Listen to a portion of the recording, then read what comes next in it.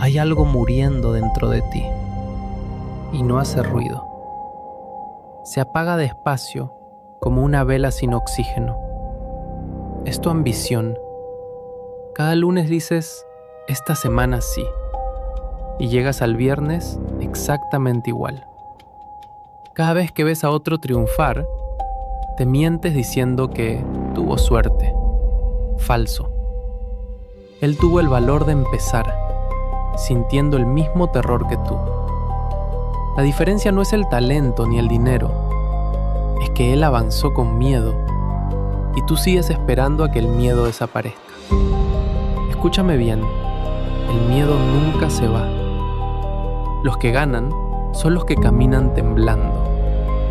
Esa vela dentro de ti todavía tiene llama, pero no por mucho tiempo, porque justo ahora